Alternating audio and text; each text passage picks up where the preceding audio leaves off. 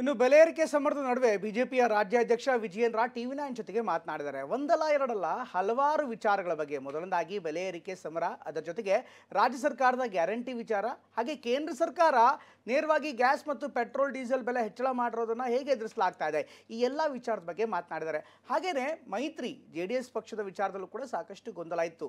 ನಮ್ಮಲ್ಲೀಗ ಯಾವುದೇ ಗೊಂದಲ ಇಲ್ಲ ಅಂತ ಹೇಳ್ತಾನೆ ಈಗ ಸಮನ್ವಯ ಸಮಿತಿ ರಚನೆ ಮಾಡೋ ಬಗ್ಗೆ ವಿಜಯೇಂದ್ರ ಮುಂದಾಗ್ತಾ ಇದ್ದಾರೆ. ಇದೆಲ್ಲದರ ನಡುವೆ ಯತ್ನಾಳ್ ವಿಚಾರ ಕೂಡ ಈ ಒಂದು ಮಾತುಕತೆಯಲ್ಲಿ ಬಂದು ಹೋಯ್ತು. ಹಾಗಾದ್ರೆ ಟಿವಿ9 ಸಂದರ್ಶನದಲ್ಲಿ ವಿಜಯೇಂದ್ರ ಏನೆಲ್ಲ ಮಾತನಾಡಿದ್ರು ನೋಡೋಣ ಬನ್ನಿ.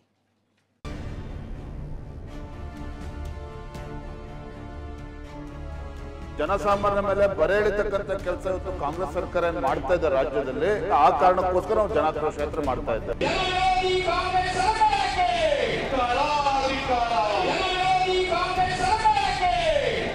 ಮೇಕೆದಾಟು ಪಾದಯಾತ್ರೆ ಮಾಡಿದ್ರು. ಡಿ.ಕೆ. ಶಿವಕುಮಾರ್ ಅವರು ಚಾಲೆಂಜ್ ಜೊತೆ ಕೂತ್ಕೊಂಡು ಬಿರಿಯಾನಿ ತಿನ್ಕೊಂಡು ಬಂದ್ರಲ್ಲ, ರಿಸಾಲ್ವ್ ಮಾಡ್ಬೇಕಿತ್ತಾಗದ್ರೆ ಮೇಕೆದಾಟು ವಿಚಾರವನ್ನ ಬಸವನಗೌಡ ಪಾಟೀಲ್ ಯತ್ನಾಳ್ ಅವರ ನಾಲ್ಗೆ ಮೇಲೆ ಹಿಡಿತಾ ಅವ್ರಿಗೆ ಇರಬೇಕಾಗಿತ್ತು.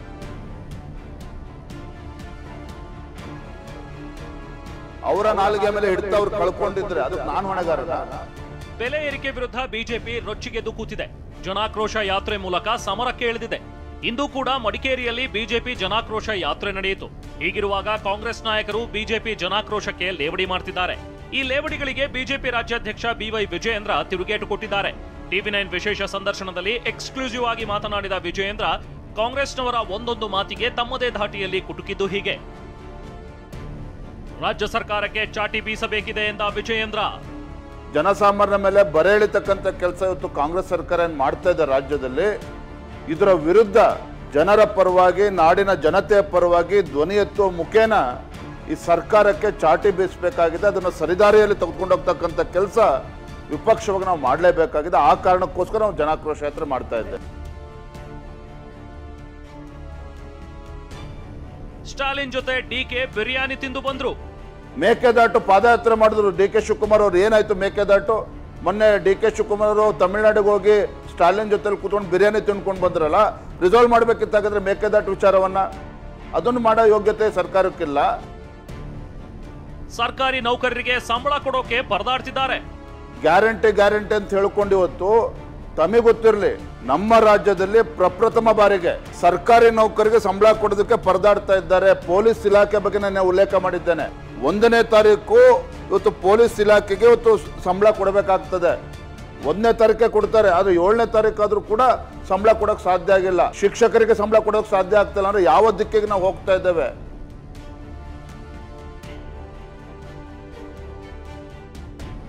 ರಾಜ್ಯಕ್ಕೆ 1,06,000 ಕೋಟಿ ಜಿಎಸ್ಟಿ ಪಾಲು ಬಂದಿದೆ.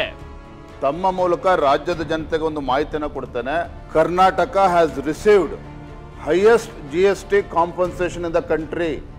1,06,000 ಕೋಟಿ ಜಿಎಸ್ಟಿ ಕಾಂಪನ್ಸೇಷನ್ ಕರ್ನಾಟಕಕ್ಕೆ ಬಂದಿದೆ. ದೇಶದಲ್ಲಿ ಅತಿ ಹೆಚ್ಚು ಜಿಎಸ್ಟಿ ಕಾಂಪನ್ಸೇಷನ್ ಕರ್ನಾಟಕಕ್ಕೆ ಬಂದಿದೆ. ಇಲ್ಲಿ ಇರ್ತಕ್ಕಂಥ ಪ್ರಶ್ನೆ, ಈ ಎಲ್ಲ ದುಡ್ಡುಗಳು ಎಲ್ಲಿ ಪೋಲಾಗಿ ಹೋಗ್ತಾ ಇದೆ?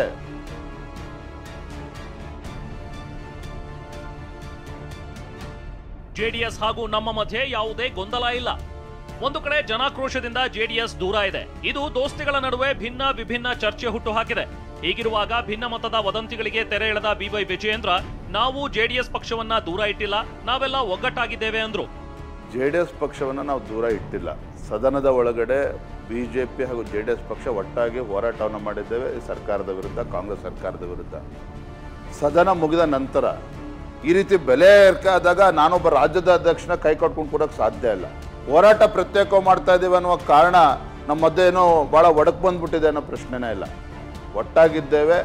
ಏನೇ ಸಮಸ್ಯೆಗಳು ಬಂದಾಗ ಕೂಡ ಒಟ್ಟೆ ಚರ್ಚೆ ಮಾಡ್ತೇವೆ. ಹೋರಾಟ ನನ್ನ ಜನಾಕ್ರೋಶ ಯಾತ್ರೆ ಮುಗಿದ ನಂತರ ನಾನು ಕೂಡ ಜೆಡಿಎಸ್ ಮುಖಂಡರ ಕೂತು ಚರ್ಚೆ ಮಾಡಿ ಅವರ ಅಪೇಕ್ಷೆಗೆ ತಕ್ಕಂತೆ ಯಾವ ರೀತಿ ಕೋಆರ್ಡಿನೇಷನ್ ಕಮಿಟಿ ಬೇಕು ಅಂತ ಹೇಳೋ ಅಪೇಕ್ಷೆ ಇದೆ, ಅದನ್ನು ಮಾಡ್ತೇವೆ.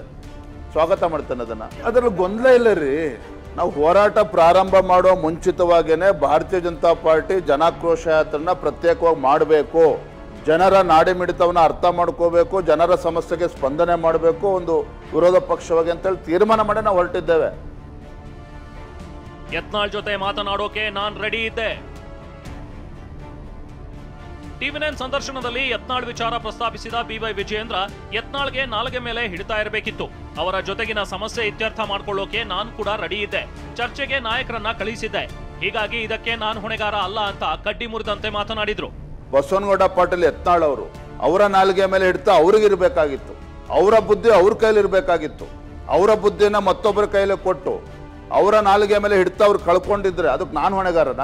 ನನ್ನ ಕಡೆಯಿಂದ ರಾಜ್ಯದ ಅಧ್ಯಕ್ಷನಾಗಿ ನನ್ನ ಕರ್ತವ್ಯ ಇದೆ. ಏನೇ ಸಮಸ್ಯೆಗಳು ಗೊಂದಲಗಳಿದ್ರು ಕೂಡ ಸರಿಪಡಿಸ್ಕೊಂಡು ಹೋಗ್ಬೇಕು ಅಂತೇಳಿ ಅವತ್ತೇ ಅಧ್ಯಕ್ಷಾಗಿ 2 ತಿಂಗಳಲ್ಲಿ ನಮ್ಮ ಹಿರಿಯರಾಗಿರ್ತಕ್ಕಂಥ ನಮ್ಮ MLC ರವಿಕುಮಾರ್ ಅವ್ರನ್ನ, ಅದೇ ರೀತಿ ನಮ್ಮ ಬೆಳಗಾವಿ ಜಿಲ್ಲೆ ಶಾಸಕರಾಗಿರ್ತಕ್ಕಂಥ ಅಭಯ್ ಪಾಟೀಲ್ ಅವ್ರನ್ನ, ಅದೇ ರೀತಿ ನಮ್ಮ ಹಿರಿಯರಾಗಿರ್ತಕ್ಕಂಥ ಚರಂತಿ ಮಠ ಅವ್ರಿಗೆ ವಿನಂತಿ ಮಾಡಿ ನಾನೇ ಕಳಿಸ್ಕೊಟ್ಟಿದ್ದೇನೆ.